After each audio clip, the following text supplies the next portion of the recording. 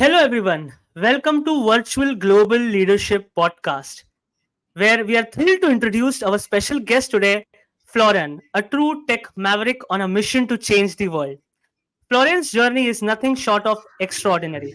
From a young age, he was captivated by the wonders of technology thanks to his father's guidance.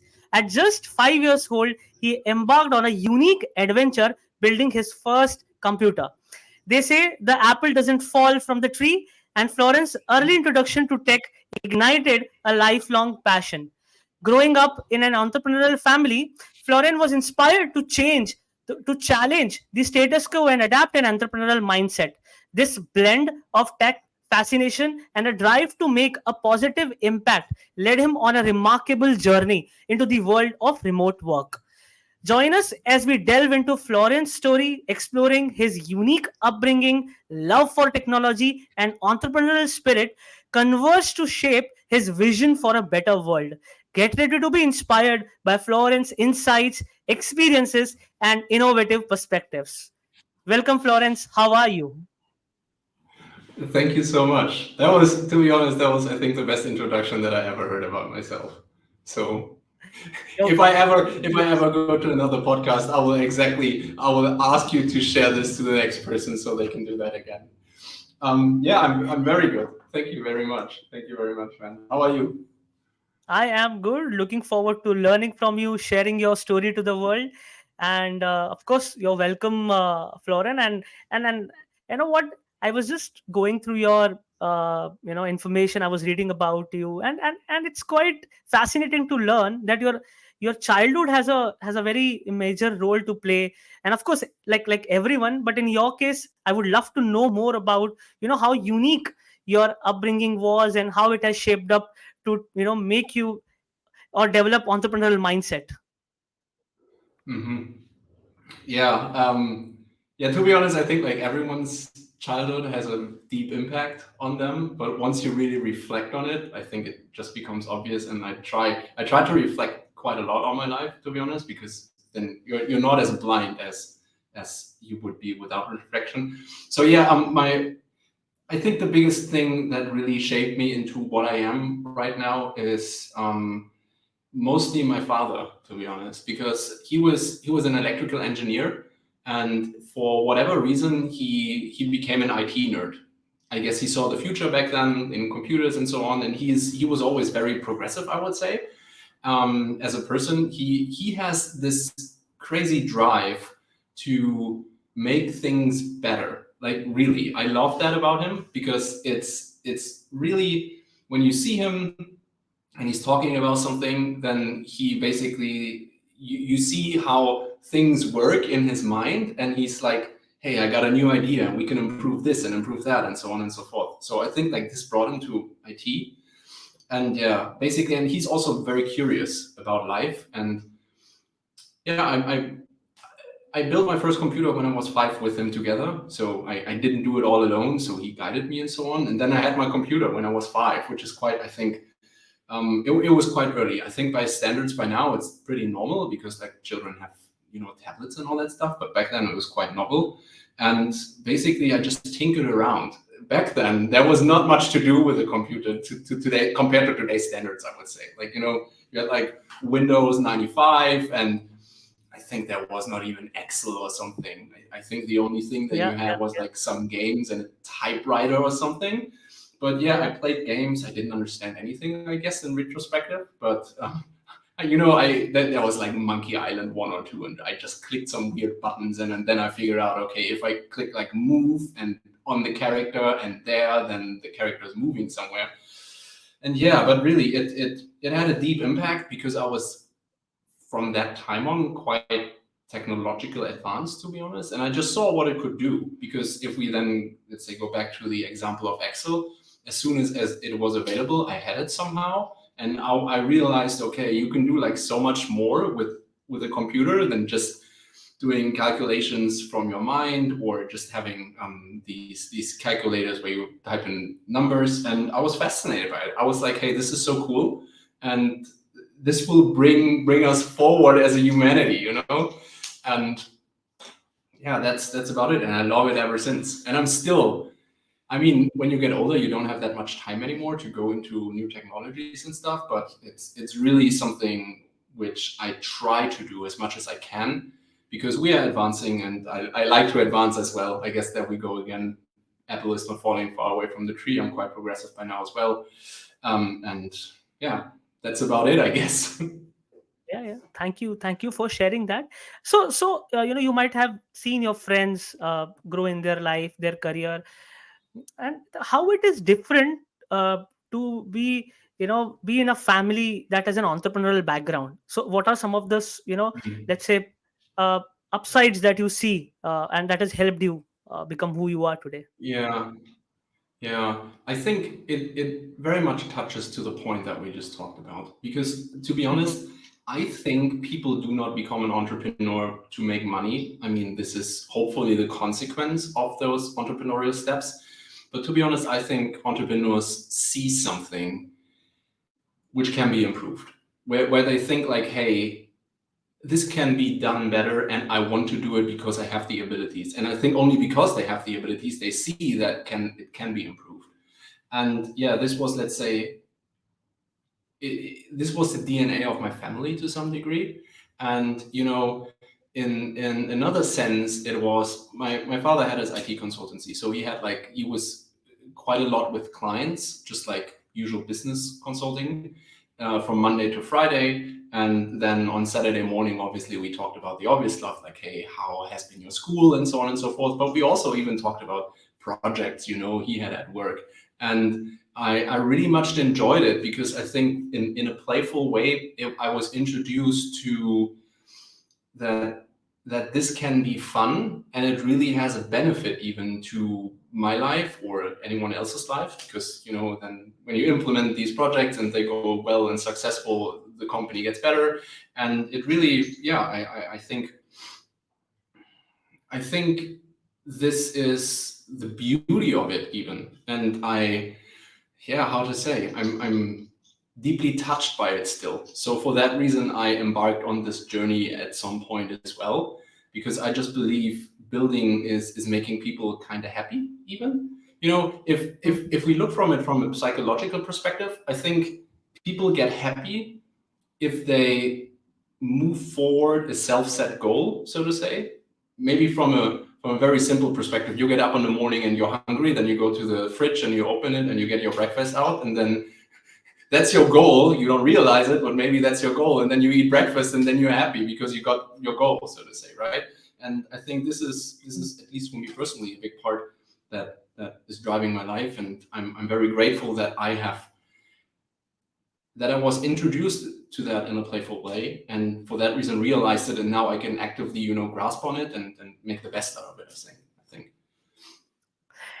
You mentioned a very important point on the ability to see or ability to visualize. Um, so, how someone who is an aspiring entrepreneur or who is already, in his or her journey, how they can be better at it? And also, the reason I'm asking you this question is we are living in a world wherein even at workplaces or jobs, you are required to wear an entrepreneurial hat. So, what are some of the Mhm. areas one can focus? Because now, earlier it could have been, let's say in India, maybe 15 years ago, being having entrepreneurial skills may not be of that importance, but today it is, even from a workplace point of view. Mhm. So, your insights here would be Mhm. yeah, Saga, I'm not quite sure. Am I still there? There I am back. For whatever reason, the connection was frozen. I'm yes, sorry. you are, Okay, yeah, okay. no worries, So yeah. you're asking, just to be clear on that, how someone can bring in like an entrepreneurial hat into a business in being employed. Did I get that right? How can one develop that on ability to see or entrepreneurial Mm-hmm. skills? How can we one be Mm-hmm. better at it? Oof. Wow, that's a tough question. That's a tough question because I think, to be honest, I think many entrepreneurs. I mean, you can go to university and you can study something like entrepreneurship, but I think it's very very theoretical, and maybe you have some projects or whatever you're doing, but I think it's not the real. It's not a good proving ground, Yeah, so to say. yeah. It's just imagine that you would read every book in the world and about boxing, but it still doesn't make you any good boxer, because when you really step into the ring, then you see like, oh, this is way different than it is. But I think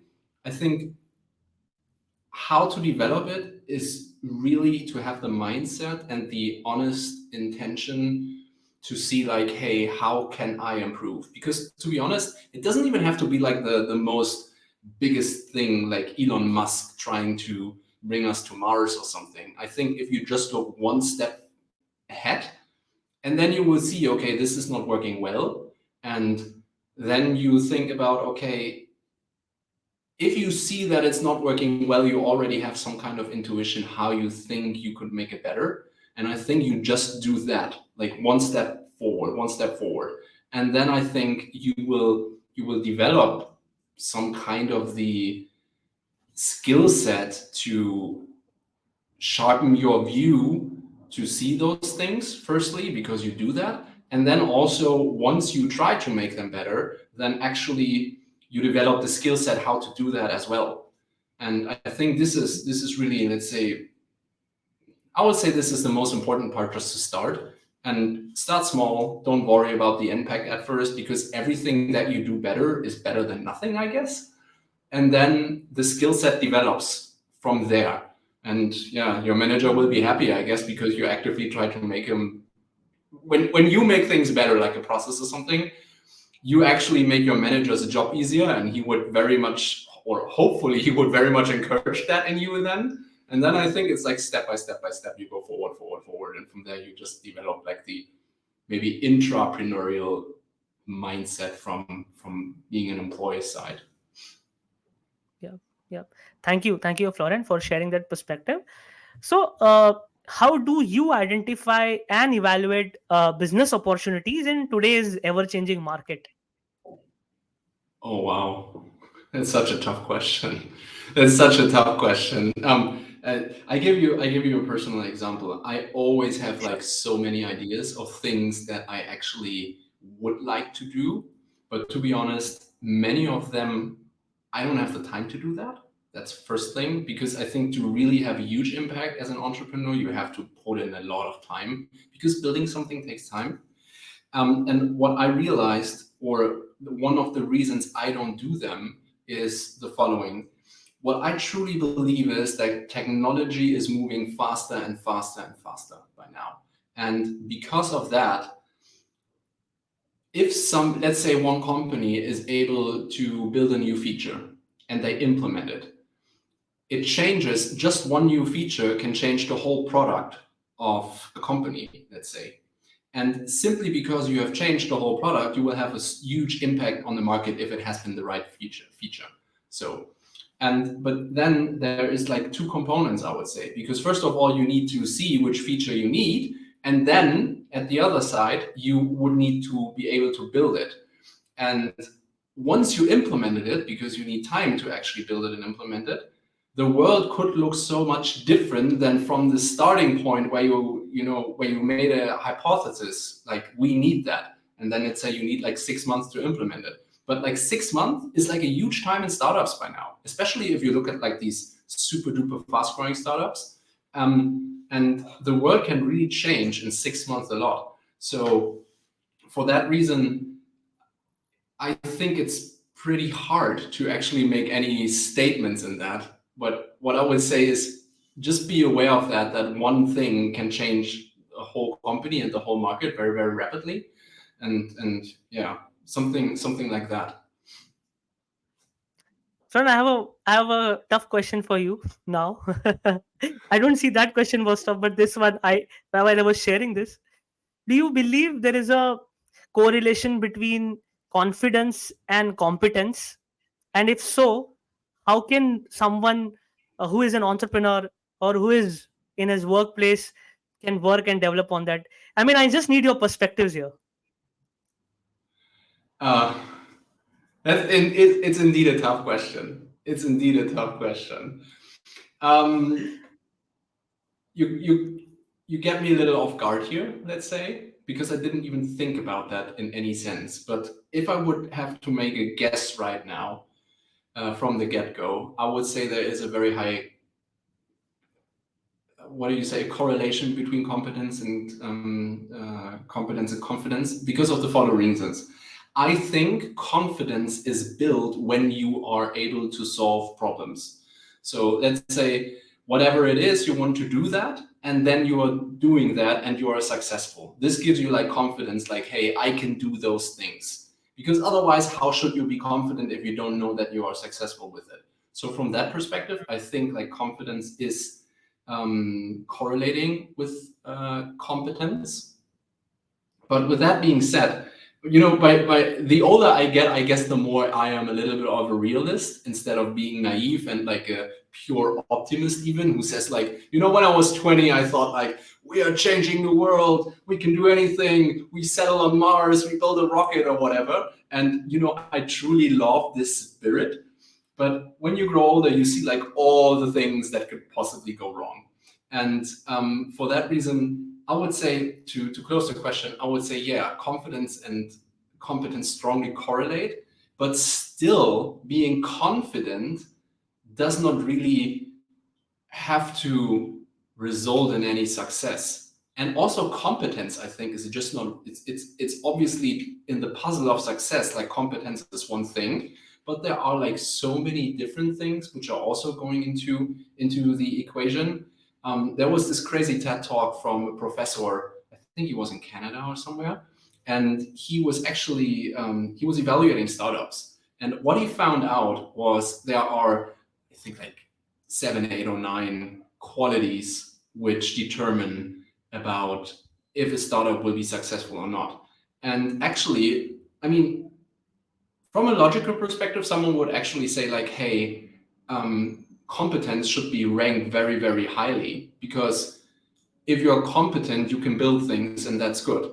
Because I think this sounds logical, but then he actually found out, well, it's not the competence at all. Like competence was number 4 or 5 at the things which are important for the success of a startup.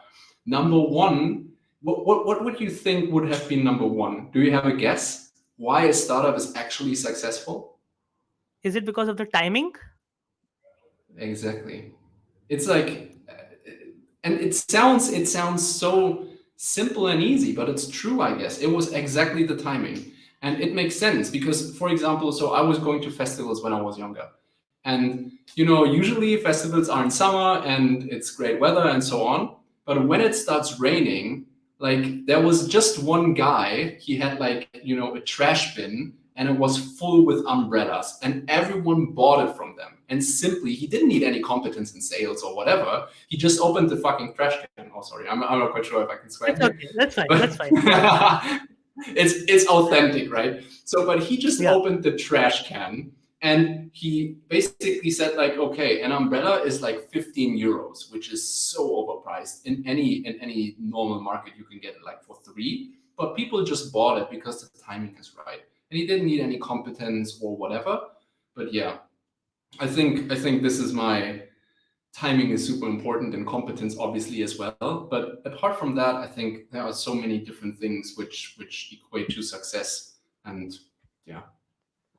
So you have been in the industry for a long time. So I just wanted to learn and share with the viewers on maybe your conscious, subconscious process of developing and constantly developing your own competence, and what is your process. That would be great. hmm Um, so my process, it's kind of twofold, I would say. So when I'm employed, as I said, I think by now I sense what kind of needs improvement simply because it doesn't work well. And to be honest, I have like a super high standard of my work. It's to be honest, it's even a little bit annoying for myself because I'm like, why isn't that working as easy as it could be? And I'm annoying myself, and anyone else, by the way, as well. But the thing is, sorry, what was the So, question again? so I Florian, I, can you I can you want also to. sure. So you mentioned a very important point that you have set your standard of, let's say, work. You have already, let's say, designed a framework or something. So can you share what is working for you? What are the things that are working Oh for you? yeah, So yeah. that helps. I got it. I got it back. Like as I said, when I'm employed, you basically see how things need improvement, and mostly, I mean, because you are just one part of the company, you can't change everything, but mostly you have insight and input on how to do the next step, which I let's say which we touched on at the very beginning. But apart from that, let's say zooming out a little bit from let's say sharpening my personal skill set, I'm very conscious by now, or I try to be conscious and having intent. So, for example, right now, what I'm going, I have a certain things which I believe would benefit from my skill set. So, for example, copywriting. I think I'm quite good at copywriting, but I think in my profile, it's a very, very important skill. So, what I actually do is I look at people, I ask my network proactively which I think they know people who are very good at copywriting. And then I just follow them on LinkedIn. So, and you passively consume stuff, so to say, of these people. And then at a certain point, when I personally think like, hey, this person can teach me something, I just buy their digital products and then I consume them. And basically, consumption is also very intentional for me Yeah, yeah, because, you know, when you are older, you don't have that much time anymore. And for that reason, it needs to be intentional. And then I work with any kind of course, for example. And I really sit there on my computer and I have like a pen and paper in front of me and I make my notes. And then once I have done these notes, I have like a personal knowledge management base. And then I basically put them in there and then it sorts itself out and I can organize them there. So yeah, it's a very, let's say, conscious process from the outside world. And when I'm employed in a company, I just you see the next thing usually, and then yeah, I just try to yeah. weigh in there and help people. Thank you for sharing that. I think I also, I also do that. So thank you. It's just seconds, because this conversations really help, because I also go out, watch videos, I buy the digital courses, digital programs, and I just do it. So yeah, it really helps. It really helps because And so we were having one podcast and we were discussing that uh, food and content are the things which we can consciously consume. There are so many things, right? So yeah, thank you for sharing that perspective. So what strategies you have employed to advance your own career, and what advice do you have for career driven individuals? I think be strategic about it. That's really I think that's like the thing because usually what happens is and I fell into this trap as well at the beginning is just like hey go with the flow, which is obviously a strategy or not a strategy but it works to some degree. But I think when you get older, you really zoom out a little bit and you ask yourself, like, hey, where do I want to be and what is the next step going there actually? And maybe not just taking the next best offer from a money perspective, because money at a certain point doesn't add so much more value. I mean, obviously it would be better to have more money than not, but it really I think the correlation between money and let's say happiness in life is really not that good anymore after a certain point. And so what I do is think strategically, like, hey, where do you want to be? Because the older you get, I guess you get a clearer idea of that, and then try to build backwards. Like, what do I have to do to be there? So, for example, if someone usually when you start in your career you're like an individual contributor or you work in a team and let's say you Yep. want to have a management role. How do I get to this management role? And then like thinking backwards, what are the competencies that someone has to have or would be good as a manager? Like managing people, having a vision, building strategy and project plans and all that stuff. And then really identifying those things and then actively working on that. And I think this is like yeah have a strategy to really to work consciously on those steps. I think that would be my best guess in that Yeah. sense. uh, this reminds me of this Simon Sinek's talk, Start with Why. It's like, I mean, that is something that clicked to my Yeah, mind when you shared this. Yeah. yeah. I um think start from the end. Start from the end. yeah, yeah, yeah, yeah. So true, so true.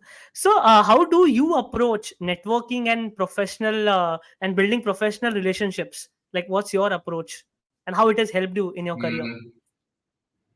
Um, I really believe your network is a big driver of your everything, to be honest. So if you zoom in on the individual level, I truly believe that you are the average of the 5 people that you spend most time with. Like I totally believe in that. Because when you are in an environment where everyone is like a go-getter, they are working hard, they have goals, they have like their plans, their action steps, they know what they need to do and so on, and you're just around them, you will feel a little bit weird if you don't do that. I think that's like the social pressure, let's say, on the micro level. So really, that's the one thing. But apart from that, zooming out from a network level, I don't actively network. You know I've never done in my life ever. I've never have gone to, let's say, a network event because like I want to meet people. What happens is I still meet a lot of new people. Like every day I meet a lot of people. So for example, I give what happens constantly to me, like really constantly. I work out. I think this is quite important from, let's say, a health perspective, but I'm also enjoying it, thank God. So I spend a lot of time in the gym. So, and when I actively, and since I do this since quite a long time already, you build like a horizon and a skill set and so on and so forth. And then you know, okay, I can help people. And what I do is, if I know I can help someone, I just go to them and say like, hey, I ask them politely, hey, I observed this. I think I can help you to achieve X, because they obviously need a reason so that you help them. So you give them something like a vision, for example, hey, I observed something in your technique and I'm quite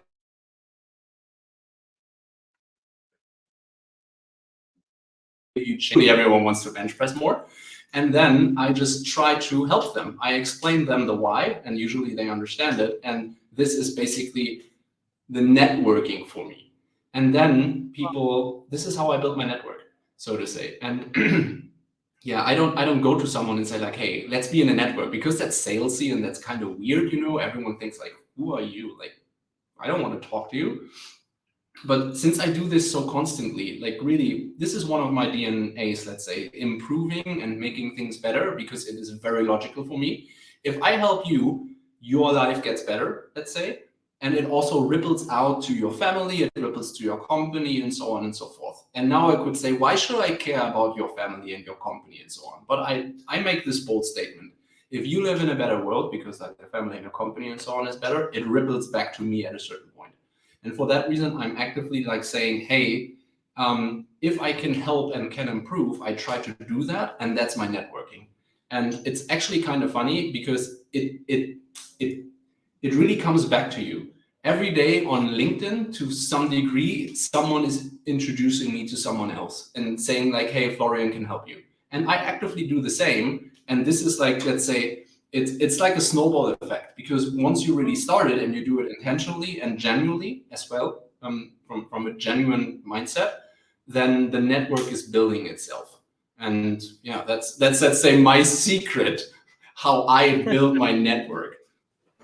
Yeah, no, it's quite intentional. Thank you, Florian, for sharing that. I would like to know more about how do you network? Let's say because one of the other hat that you have won is in the remote organization. So how do you do that, or how did you what were your findings and learnings? It would be great to know that. Mm-hmm. You mean like remote.com, like where Yeah, I'm? yeah, yeah, Yeah. yeah. It's actually the same thing. Like really trying Okay, to help people.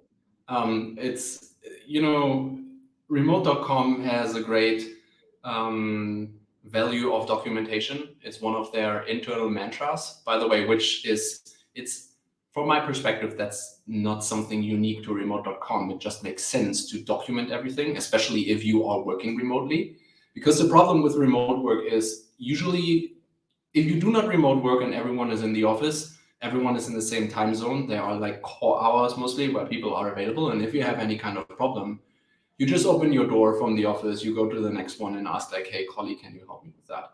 So that obviously doesn't work with remote work, because maybe someone is in another time zone and not just a little bit away, but like far away. For example, Europe to USA is usually like 6 to 8 hours time difference, maybe even 12. So you just can't bump into those people. So what remote.com does very, very well is they document everything. So, but as I said, this documentation is great. So, but what I also do is I document my personal knowledge of the things which I learned or what has worked very well or didn't work very well for some kind of reason. So I document that, and I have like this Notion page, and I share this internally, whatever people use internally, like is it Teams or Slack or even maybe email or whatever. And I just do an open post and say like, hey, this is my learnings.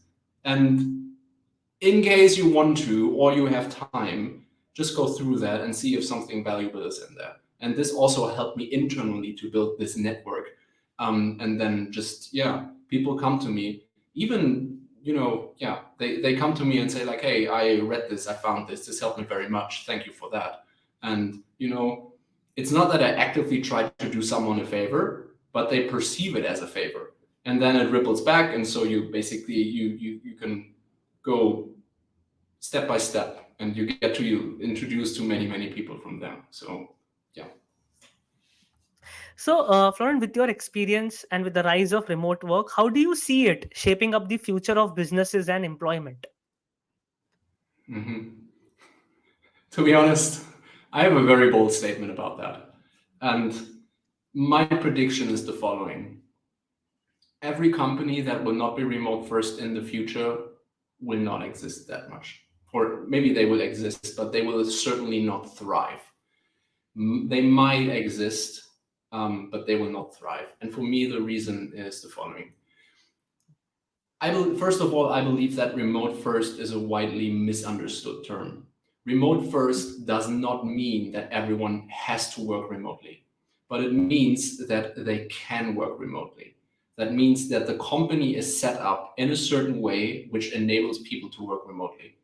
And being able to work remotely brings, let's say, some kind of a certain structure with it. So, for example, as I said, you need documentation because information Yeah. needs to be available at any time because people work in different places and time zones and so on and so forth. This is, let's say, one cornerstone of good remote work, for example. If you implement this structure, there are just benefits to it. There's no downside at all. The only thing which you might need is a little bit of discipline and a little bit of hygiene, so to say, to update the documentation on an ongoing basis and so on and so forth. But if you do that, there is absolutely no downside in it. But the good thing is it enables you to basically work remotely. As I said, you do not have to do it, but you can.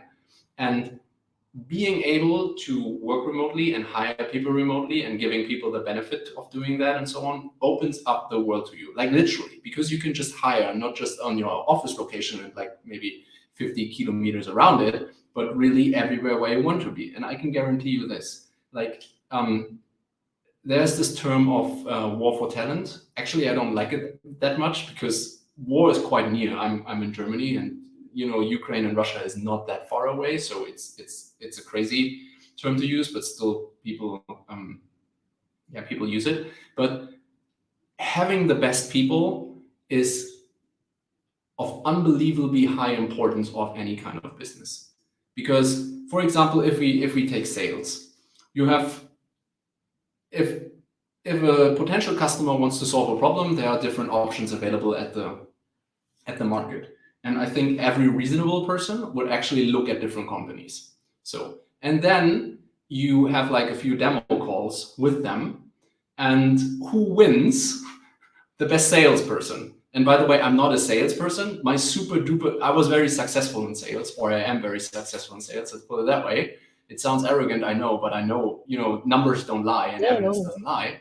But my, let's say, very, very, how to say it? My sales strategy is I try to help people. That means, hey, when you first talk to them, they have any kind of problem, you ask them, hey, what do you want to do? And then you say like, okay, we can solve this problem by doing that. But I don't ask like any kind of rhetorical questions. For example, does this make sense to you? We have a sense if it sounds salesy and you get it by now because everyone is doing that. So what I basically do is, hey, this is your problem. This is how we can help you, and I show you how you can solve it with our problem, with our product. So, and the best one wins. If the best one wins, you make revenue as a company.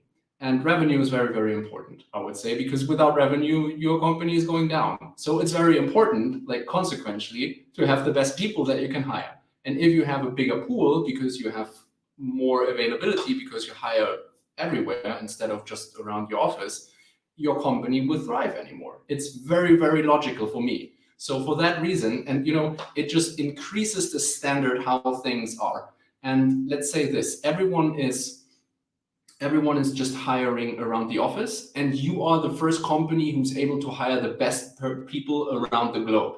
You will have an unbelievably a huge advantage about everyone else. And companies are starting to realize that. And for that reason, all these companies that are not offering remote work will know that things are getting, it's easier to hire better people. It's needed to hire better people. So they change their system to go actually remote. So for that reason, I say like, hey, remote first will be the future. You don't have to do it, but it would be very wise. And it's just changing, in 100 years ago, we didn't have cars, and you had like, a horse in front of a cart, and it would have Yeah, been yeah. dumb to stay with the horse and the cart and not use a car. So it's just like an usual technological advancement cycle. And for that reason, I truly believe that every company will be remote first sooner or later. Wow, wow. Thank you, Florian, for sharing that. Interestingly, you also shared on your approach towards, building relationships. In fact, also sales, and it's absolutely right. I think when you are, really intentional about solving for the needs, I think that is where the probability of not only the sales happen, but it also also increases the trust and builds credibility with whoever you are interacting with. So thank you, Florian, for sharing those insights. 100%. um 100%. so how do you ensure effective communication and collaboration in a remote team? Document everything. Document Yes. everything and over communicate obsessively. I would say these are the two things. So these are, let's say this is really the bones of it. And then apart from that, what people need is clear goals, transparent, clear goals. Everyone needs to know what they need to do. So one of my personal management principles is inspect what you expect. I tell very, very thoroughly, let's say, this is our team goal. This is where we need to go. This is what we need to hit. And then, as I said, I build backwards. And everyone needs to know exactly what they need to do to achieve those goals. And then, basically, they are, at least from my personal perspective, they are free to work. I'm not someone who's like looking over things. They're just milestones where you meet and say, like, hey, did we achieve what we wanted to do? Yes or no? If the answer is yes, okay, super, move to the next milestone. In case the answer is no, we obviously have to ask, okay, why not? But this is, let's say, the outline. And I believe this is also the beauty of remote work, that it gives more freedom and flexibility to people to actually be able to work freely on their own. So, and let's say you have like the end goal, you have these milestones, and then in between communicate obsessively and also document everything. So, and then once, let's say, these boxes are checked, it usually flies on their own. Um, if the people really want to achieve the goals and the milestones, by the way, but to be honest, mostly this happens anyway, because everyone who's working knows that you have to work. If you don't work, you're fired at a certain point, which, by the way, is just normal, I think. It's not unfair. Like, it's a trade, you do a contract, you say, okay, this is your job, everyone knows what the job is, and then basically, okay, this is what you are getting paid for. And if some party does not fulfill the contract, then yeah, you just can't work with them together. So, but yeah, anyway, communicate, set goals, document everything. And if you got those basics right, I think things are working out quite well. Thank you for sharing that. You mentioned briefly about Notion, and I would also love to know more from you. What are the other tools that you find most valuable for remote work and team management? Hmm. Yeah, Notion. I think there are different categories Yeah, um, that every, let's say, remote company should have. Or not remote company. I think like every company needs those in yeah, particular. yeah. So one is, let's say, a knowledge management tool. So Notion is Mm-hmm. one thing, for example. Another one is a communications tool, which you need to communicate. Back in the day, it was email, but I think email is super clunky by now, and it's also not very transparent because you actively have to add people in there and so on. So a good communication tool would be Teams, for example, or Slack, or if you Mm-hmm. want Mm-hmm. for free alternative, you could use Rocket Chat, for example, something like Mm-hmm. that. And then a third one, but you could actually do this through Notion as well. A third one would be you need any kind of goal setting KPI tool, something like that. So where you can Mm-hmm. actually see how things are progressing, like a project management tool. Like you could use Asana, you could use ClickUp or Trello or Jira or whatever floats your boat. I think like in the core they are more or less the same. Some have a few features that others don't, and then you just need to realize, hey, what is it? But to let's say you need a documentation tool, a business documentation knowledge management tool. You need a communications tool, and you need a project management tool. And yeah, those are the three big cornerstones that you actually need. And then obviously there are like a different other satellite apps, I would say, that you could have, but without those three, it doesn't work well. And also many of those satellite things you can do in the core apps, so to say. So, for example, if you have a career plan, like an HR tool, so to say, where you track the progress of someone, and if they had a hit a certain milestones or whatever, they get a promotion or something, you could easily do that in ClickUp, for example, or even Asana. So yeah, those are the three ones: communication, knowledge management, and project management. Thank you. Thank you for sharing that.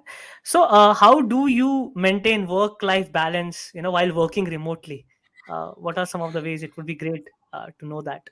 Oh wow, that to be honest, this is the answer that I will give is very, very uncommon, I would say. Hmm. Hmm. But the reason is because I am uncommon. I know that I'm a little bit different than everyone else. If that's good or bad, everyone can decide on their own. But I believe the following. I believe that work is a huge part of life. Everyone has to work to some degree, unless you are like born millionaire and you just inherit like lots of money, then you might not be able to work. But I still think that those people who are in that privileged situation will work at a certain point, because otherwise it's pretty boring.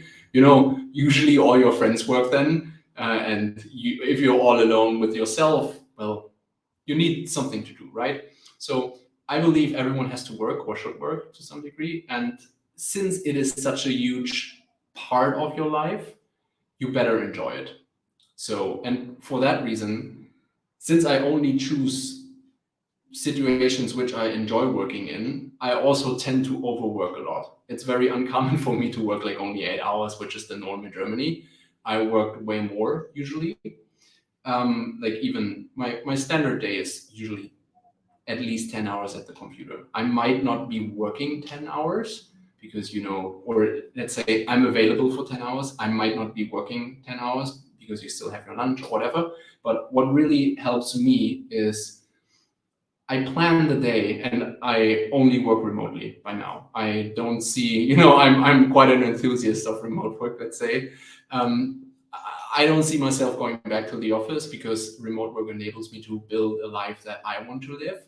And what I do is I have certain things which are, let's say, the cornerstone of my day. So, for example, I train every day or mostly every day. I currently train 6 out of 7 days, and I just block it in my calendar. I just say, hey, this is what I want to do at that time. I put it in there, and that's set in stone. No one is disturbing me there, but simply because I do my goals, I achieve my KPIs and so on, which is, by the way, pretty. This is it guards you to some degree. Good work really guards you, so you can do the things that you don't want to do. Because if you don't perform, the manager is tapping on your shoulder and they say like, "Hey, what's going on there? Get get it done. This is like what we agreed to do, and you're not performing." So, and for that reason, I have the self-set standard, as I said, to perform very well. And I know that I do that. So I have the freedom to plan my day, because at the end of the day, no one cares when you work or how much you work, but rather the goals. When someone cares about when you work and how much you work, it's actually because usually the goals are not achieved. Because when you achieve your goal, why can't you just do what you want to do, right? So, and for that reason, I plan my day the way I wanted to, and then I work, and it works pretty well. But this is, let's say, because, as I said, I achieve my goals, and my performance is very well and good, or way above average and way above the goals that I have. And this, since I say at the beginning, this is how my day should look like, my there is no balance needed, because the balance is built in right from the beginning, right? So for that reason, Interesting. I think my approach is quite uncommon, because it really starts from the end again. How do I want my day to look like? I just plan it, and then if I'm away from 10 to 12 because I'm training, well, that's okay, because I can allow it, from myself. And Mm-hmm. yeah, then this is how I achieve balance and how I want to live my day. So it's not really Interesting. that I need that much balance, because I just have it built into the day at the beginning anyway. Mm-hmm. Mm-hmm. Thank you I for think sharing that. Yeah, yeah. Please go ahead. Yeah. I think it's not a very helpful answer, really, for most No, people. it But is. as It is. No, really, I'll tell you why. I'll tell you so why it is. I'll tell you. Because uh, what I understood from this is you're reverse engineering it. You're reverse engineering it, and that is something which we yeah. have to also take into consideration. Usually, we just go from A to Z. So you're reverse engineering it. I think that's a wonderful learning. Yeah, but Florian, go ahead. You were sharing something. um, Yeah, what I realized just over time is, if you're performing well, no one can actually like accuse you of something. No one can really piss you off, because it's really, I mean, it's a business. I'm 100% aware of that. But if you say like, okay, this is the goal, and it's not, I mean, to some degree, it's a little bit arbitrary. Like, your manager is telling you like, hey, this is your goal. You have to make that much revenue, or you have to end this project in 3 months or something. But you can, if it's unreasonable, you can say like, hey, this doesn't make any sense. We have to extend the project timeline. And usually this is also in favor of the manager, because, for example, you're a developer or something. This is in favor of the manager as well, because they have some kind of a feedback, so to say, like to give up in the hierarchy, and it becomes more reasonable. It's a give and take. You try to find the truth together to some degree. But anyway, if you really then perform because you agree this is reasonable, and you do that, this is really protecting you. And then you can just, I mean, you can't do whatever you want, but you can live your life the way you want, way more. And then you just do so, hopefully. Like, really perform very well, have a very high standard of yourself, and have a very high standard of yourself. Try to improve yourself, be ambitious, achieve your goal, because all of that, and then you will have a good work-life balance, I would say. Yep. Yep. Thank you for sharing that. So, Florian, how do you maintain resilience and a positive mindset? When you face any setback in your career or ventures, it would be great to know that. Wow, that's a deep one. That's a deep one. I when I was younger, I read a lot, like really, really, really a lot. it I think reading is such a great thing because when you read a book, someone first of all they acquired all the knowledge of the book, and this is like a long process. And then at some point they were like, okay, I need to distill all the things which I have in my mind and put it into something which is like the core of it. And you can consume the core of the learnings of very smart people which have lived previously or even live right now. So I was reading a lot, and it was a very, very diverse, let's say, setting which I read, but lots of philosophy. And philosophy really catched me personally because if you translate philosophy and what it actually means, it makes so much sense. So philosophy is combined of two words. One is philo, which is love, it's Latin, and Sophie is the wisdom. So it's the love for wisdom, right? I love that. And there are very much different streams of philosophy and so on. But what the Buddhists say, and they have their own philosophy, like Zen, for example, is kind of like, it's a religious thing, but also philosophy. And the Buddhists say life is suffering. To be honest, I don't think that life is suffering. It's a very negative outlook in the world. But what I certainly agree in is life is challenge. Most of life is to some degree challenge. And I think realizing that is one thing. And then really taking, so this is the mindset, the attitude towards things. Like, hey, this is a challenge. I'm aware of that. I actively feel and acknowledge that.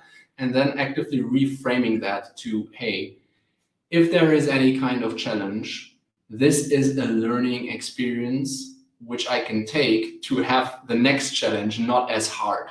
I'm not quite sure if we can see that, but somewhere there must be like a frame, and it's called we grow through what we go through. And this is one of the mantras I totally live by. It's so accurate for me. And yeah, just having a positive outlook, because I realized also that, the things the challenges that you have in your life in front of you, they are there. They do not go away usually. Like for example, you don't pay your bills. You can't sit it out. It will not go away. You have to pay your bills. Yeah. So you just have to find a way how to do it. So there's no way around it. And as I think challenges don't go away, I just tackle them straightforwardly. And this, let's say, all this mental mindset and attitude, this gives me, let's say, the resilience. And also, maybe a good thing here. I'm not quite sure if you ever heard from him, but there's this guy, Nassim Taleb. He Mhm. is, I think he's a mathematician. I think that's the word. But he wrote a book, or several ones actually, and he has the concept of anti-fragility, which says, don't be resilient for the following reason. Resilience is great, but resilient things are still defined by a breaking point. So you hammer them, and at a certain point they will just break, which is not good. But he has a concept of being anti-fragile, and anti-fragile is the more you hammer on it, the stronger it gets. So you can, and what he suggests is build an identity that is anti-fragile. And what I found is a very, very great anti-fragile um, uh, uh, concept is to become the learner. Because the more you learn, the better it gets. And you can't learn too much because you can't break under too much learning. So, and this is really, let's say, the part of resilience that I say, or that I see, is like, hey, everything is a learning experience. And combined with the problems that in the challenges that you face don't go away on its own, they are there for a reason then. So you have to learn the lesson of this challenge. So you do not have to, have the same challenge next time. So, and that really, let's say, gives me confidence that things that I face in my life, which I do not like and which are troublesome and annoying and so on, which it really gives me, let's say, the outlook, and yeah, in just challenging them or going into them head on, and yeah, try to actively grow through them, because I know I will. Because if the challenge wouldn't be there if you would have learned the lesson already, let's say, right? So for that Yeah. reason, Yeah. there's a challenge. I need to learn the lesson. Let's go get it over with, and then you're done. You like leveled up to some degree. Yeah, yeah. So I would have a small request for you. Post this podcast, please share a couple of books on the comment section. I would love to read specifically this particular book you mentioned and other books that has influenced your life. Thank you, Florian, for joining in and giving your valuable time and sharing your story, your journey, and your perspective on entrepreneurial mindset, remote work, building resilience, and being anti-fragile. That's a new thing that I have learned. So before we end this conversation, does if anyone wants to reach out to you, connect with you, how they can connect that with you, please share that. And also, if you have any closing remarks, it would be great. Yeah, how to connect with me? Since we stream on LinkedIn, yeah, just type in my name. It's Florian Prokosch. I just spell it because it's quite. Even in German, I'm German and I still have to spell it. So Yeah. it's Prokosch. Um, just send a connection request and say, okay, I saw you on the podcast. Let's connect, and then we are connected, and basically we can talk. So yeah, this is the way to reach me quite easily. And some remarks towards the end. Make the world a better place. Like really, there's no downside to it. When you help people, there's just upside. People will favor you more. They will like you more. And to be honest, you know, like 500 years ago when we lived in medieval times or something, if you were dragged to society, people just killed you, maybe even because you didn't do any good to the world. Now we live in a world where things are not as drastic anymore, but I can tell you that if you try to improve yourself and if you try to improve your world, everything just gets better. Make something out of it, because I believe even that people have like an ethical and moral responsibility to do so. Everyone is on this earth with a little mission, and the mission, I think, like from a very very high zoomed out level, is to yeah to leave your mark in a positive way, because everyone wants to leave a mark in a positive way. And yeah, do that. It's hard, it's challenging, but still do it because it's so rewarding. The pain is worth it, let's say. Thank you, Florian, for sharing that perspective, and thank you, viewers, for watching this podcast, listening to this podcast, and thank you once again. Yeah. Thank you, Saga. Thank you so much for having me. And in case